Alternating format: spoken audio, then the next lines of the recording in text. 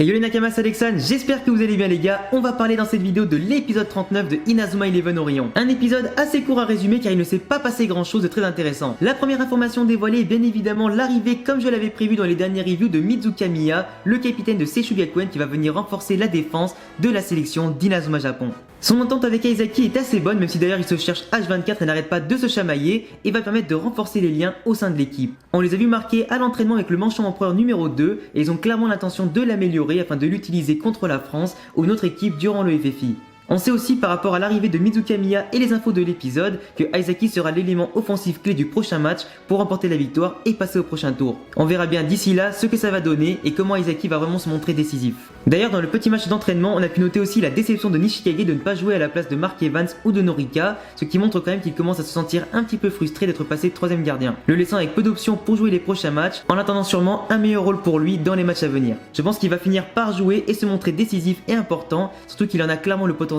et les capacités. On a aussi vu Kozumoru activer son mode sauvage durant l'entraînement et d'ailleurs aussi son Overcyclone qui s'est d'ailleurs fait stopper par la Diamond Hand de Mark Evans dans le plus grand des calmes. Là aussi je pense que Kozumoru n'avait pas forcément mis toute sa puissance comme dans un match officiel, sinon il est clair que Mark Evans n'aurait pas pu l'arrêter aussi facilement. Pour le reste des informations, le Japon devrait affronter la France qui ne s'est d'ailleurs pas présentée pour intoxication alimentaire. Orion est certainement derrière tout ça, comme la France n'était pas contrôlée par eux, et bien évidemment la production a sorti le plus gros cliché du monde sur les Français qui bouffent du pain pour fabriquer une preuve contre Orion. Même après s'être infiltré dans l'hôpital avec un Ihura et Malik travesti, un Osaka digne d'un docteur de Grey's Anatomy et un Aizaki qui simule, sans oublier un Asuto en mode pire acteur possible, ils n'ont malheureusement pas pu sauver la France dans les meilleurs délais. Orion va d'ailleurs même infiltrer les chefs cuisiniers de la France pour dire un mensonge à la télévision, et trouvant d'ailleurs aussi un autre aliment que le pain, pour expliquer un petit peu pourquoi ils avaient été contaminés, pourquoi ils avaient chopé du coup une intoxication alimentaire et pourquoi du coup la France du coup ne peut s'en vouloir qu'à elle-même de ne pas avoir fait du coup des restrictions assez claires pour leur permettre de jouer. La France va donc être disqualifiée et on ne sait absolument pas quelle équipe du coup va les remplacer pour affronter le Japon